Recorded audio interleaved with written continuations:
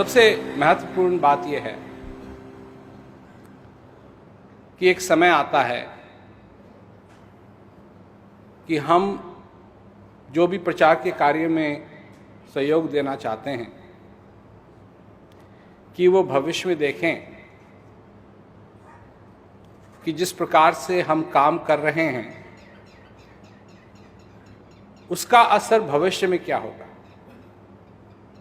प्रचार बढ़ेगा, प्रचार घटेगा, किन लोगों के समक्ष ये बात रखी जा रही है ज्ञान की, किन लोगों के समक्ष बात रखी जा रही है इस जीवन की। और हमारे पास इस समय जो चीज़ें हैं प्रचार के लिए, जो औजार हैं प्रचार के लिए, वो पहले कभी नहीं थे।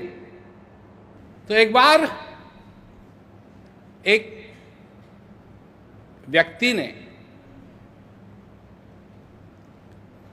एक जवान व्यक्ति ने, एक जवान लड़के ने किसी बुजुर्ग से एक बात पूछी और वो बात थी कि मेरे को ये बताओ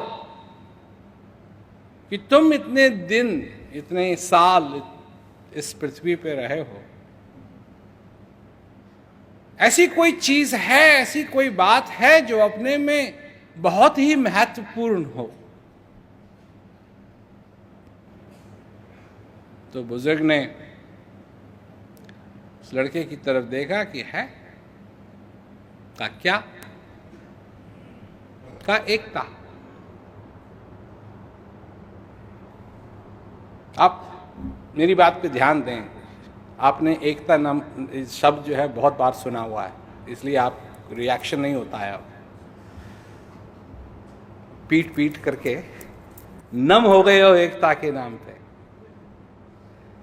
पर अगर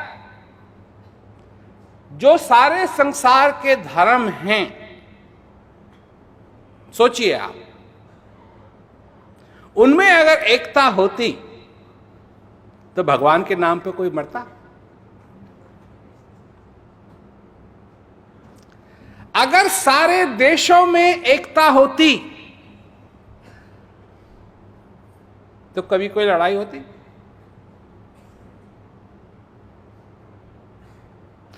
और अगर देश के नागरिकों में एकता होती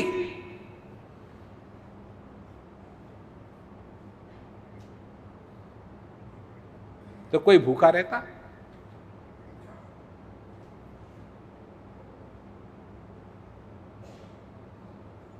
कोई पीछे रह जाता?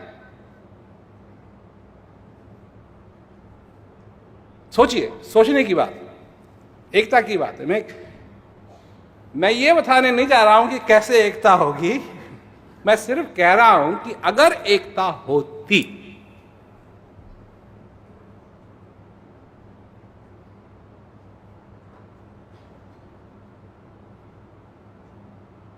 नहीं है, ये बात तो स्पष्ट है। पर जहां एकता होती है फिर वहां कोई सीमाएं नहीं होती हैं। जहां एकता होती है वहां सीमाएं नहीं होती हैं, चाहे वो धर्म हो, चाहे वो लोग हों, चाहे वो लोगों की विचारधारा हो। जब इन चीजों में एकता होती है तो उसके आगे कोई ऐसी शक्ति नहीं है जो खड़े होकर के उसको किसी भी तरह की हानि पहुंचा सके। तो मैं एकता की बात क्यों कह रहा हूं?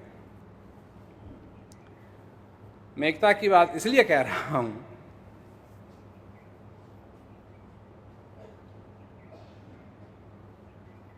कि सभी प्रेमियों में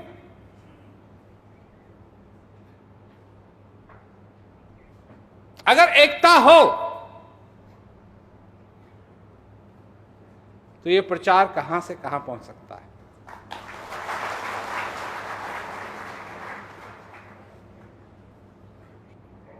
आपने कभी पेंटिंग देखिए,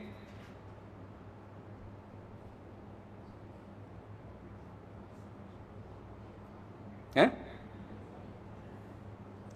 तो पेंटर के पास काफी सारे रंग होते हैं, नहीं?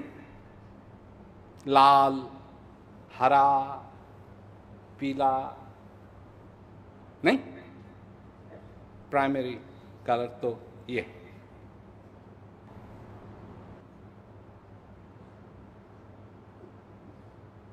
अगर सारे रंग कहें कि मुझे भी लगाओ और उतना ही लगाओ जितना लाल, अगर हरा कहे कि मुझे भी लगाओ और मेरे को उतना ही लगाओ जितना लाल को लगाया है, और पीला कहे मेरे को उतना ही लगाओ जितना लाल को लगाया है, तो वो पेंटिंग कैसी दिखेगी? काली, सिर्फ काली।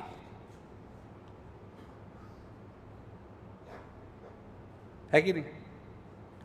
उसमें कोई आकार थोड़ी नजर आएगा, वो पेंटिंग थोड़ी कराएगी। जिसका मतलब है कि वो गया, बाजार गया, उसने सारे रंग भी खरीदे और सब कुछ भी खरीदा, परंतु वो एक रंग ज्यादा लगाएगा एक पेंटिंग में, एक रंग ज्यादा लगाएगा एक पेंटिंग में, एक रंग ज्यादा लगाएगा एक पेंटिंग में, और लाल को एतराज नहीं होगा अगर हरे को ज्यादा लगा दिया, और पीले को एतराज नहीं होगा अगर हरे को लाल को ज्यादा लगा दिया। नहीं, एतराज की बात नहीं है। वो रंग, उन रंगों का काम है कि जो पेंटर की कल्पना है उसको साकार किया जाए। जो पेंटर की कल्पना है उसको साकार किया जाए, ना कि उनकी कल्पना को साकार किया जाए। नहीं समझे? ताली नहीं बजाई ना?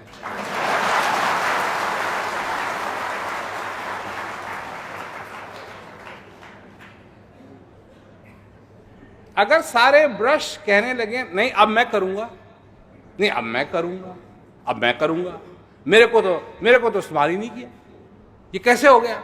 मेरी भावनाओं को चोट आ गई। जिस पर्दे पे या जिस कैनवस पे वो आदमी पेंट कर रहा है, कहीं से तो चालू करेगा, और जहां से चालू नहीं किया वो कहने लगे मेरे यहां से क्यों नहीं चालू किया, यहां से चालू करना चाहिए।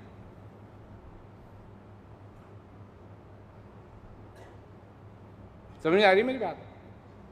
क्योंकि हम लोगों के साथ यही होता है, हमारी बात नहीं सुनी, हमारी कोई नहीं सुनता है। भाई आप पेंटर हो या पेंट हो?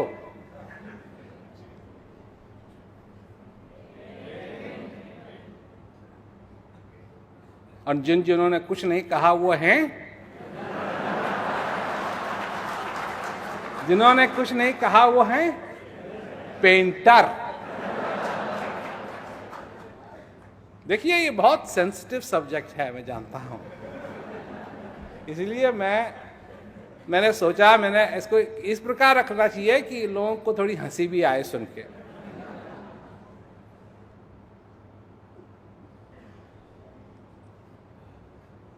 एक बार एक फेमस मिकेलांजेलो, इटली का, बहुत सुंदर सुंदर उसने मूर्तियां बनाई। तो एक बार किसी ने पूछा उससे तो कैसे बनाता है मूर्ति? कहा मैं नहीं बनाता हूं, मैं नहीं बनाता हूं, मैं तो, मेरे आगे तो संगमरमर आता है और जो जो हिस्सा नहीं होना चाहिए उसको मैं निकाल देता हूं और जो बचा रहता है उसकी मूर्ति बन जाती है। जो जो हिस्सा नहीं रहना चाहिए उसको मैं निकालता हूं और जो जो बचता है उसकी मूर्ति अपने आप बन जाती है।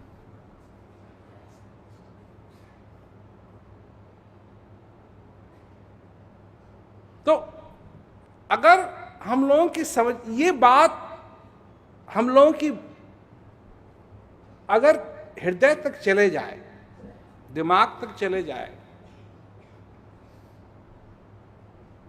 जड़ तक चले जाए, और उस आधार पे हम करना शुरू करें, एकता से, काम समझ के, और हमेशा ये मालूम हो कि हम पेंट हैं और वो पेंटर हैं। पेंट बहुत होंगे, पेंटर एक होगा।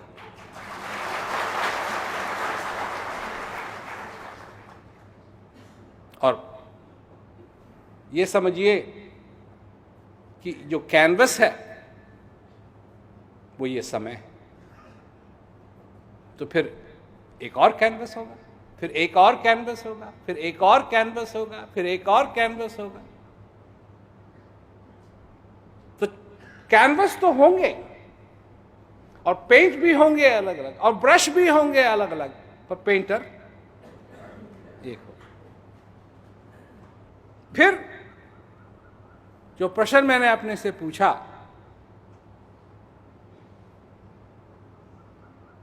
कि एक चीज है जो बहुत जरूरी है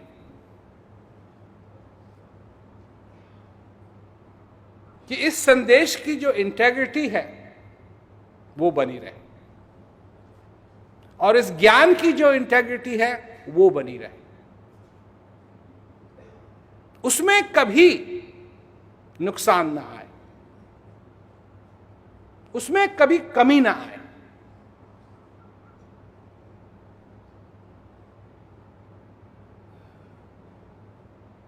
तो ये सारी चीजें समझने के बाद फिर एक और प्रश्न मैंने पूछा। 50 साल हो गए मेरे को ये करते हुए,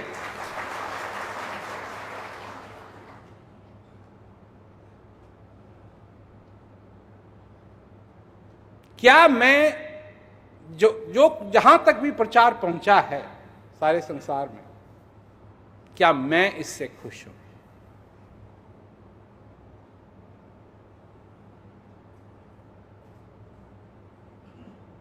और मेरा उत्तर था नहीं, इससे तो बहुत ज्यादा हो जाना चाहिए था। जितनी मेहनत मैंने की है ये मेरे को मालूम है, ये सबको मालूम नहीं।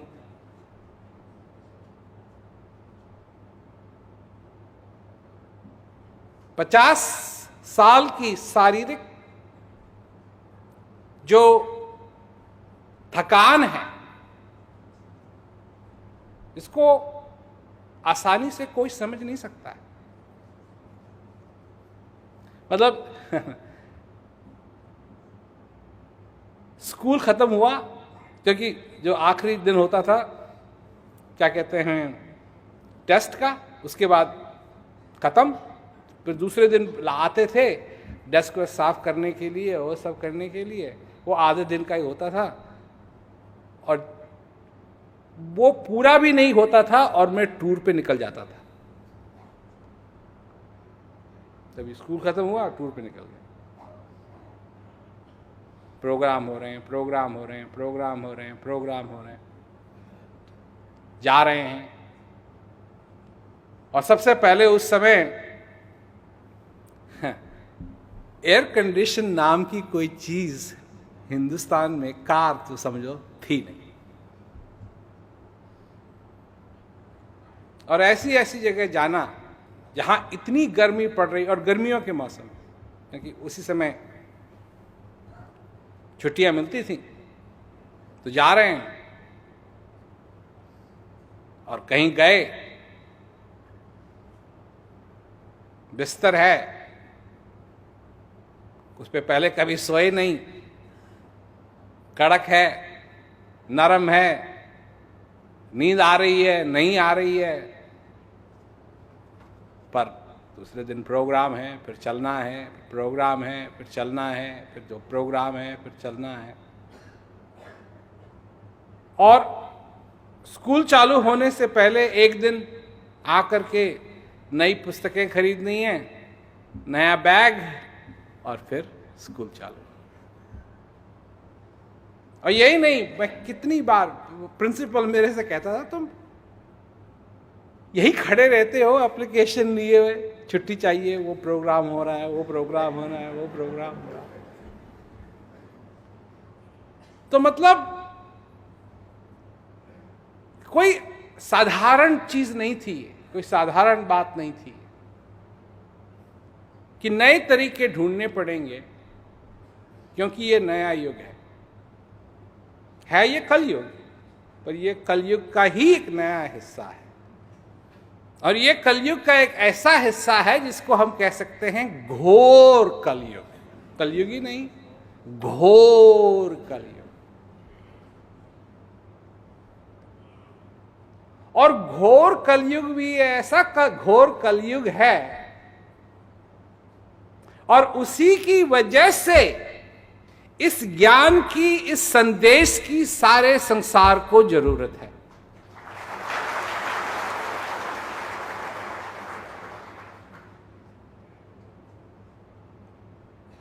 मतलब ये इतना अंधेरा है कि छोटे से छोटा दिया भी ऐसा लगता है जैसे बहुत बड़ी रोशनी हो। और ये तो ज्ञान है, ये तो संदेश है। और जहां ये दिया इसका जल रहा है, वहां बड़े स्पष्ट रूप से देखा जा सकता है लोग क्या के सबसे पहले लोग कहते हैं, ऐसी बात हमने पहले कभी सुनी नहीं।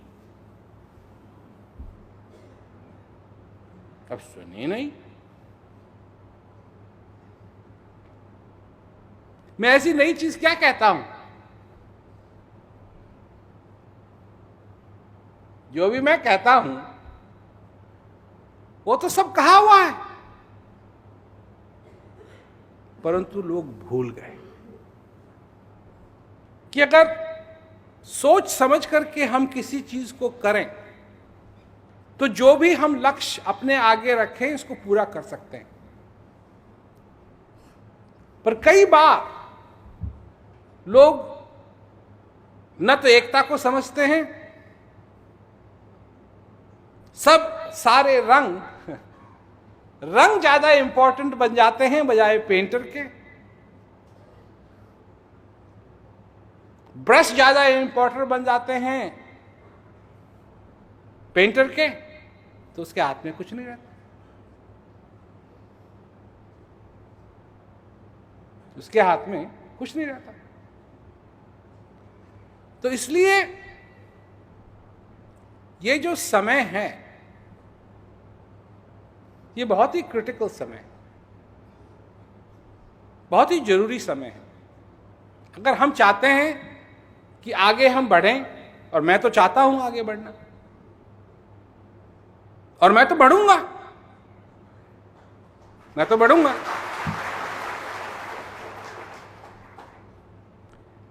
तो अब प्रश्न होता है कि अगर आप सब लोग इसमें सहयोग देंगे तो किस रूप में सहयोग देंगे? क्योंकि मेरे पास पीक है, पीक में पीस एजुकेशन भी है और ज्ञान कुंजी भी है। और जहां तक मैं अपनी बात आगे लोगों के रखना चाहता हूं तो वो ऐप के द्वारा तो मैं बड़ी आसानी से रख सकता हूं। तो इसका ये मतलब है कि आपका सहयोग मेरी टर्म्स में होगा, आपकी टर्म्स में नहीं।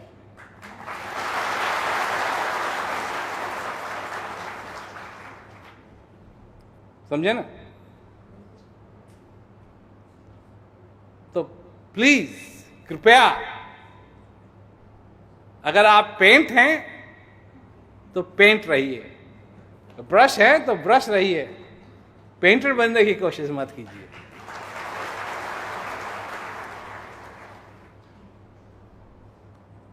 श्री महाराज जी ने एक बात कही कि इसके शरीर को मत देखो। मैं जब छोटा था, इसके शरीर को मत देखो, ये जो बात करता है बहुत बड़ी करता है।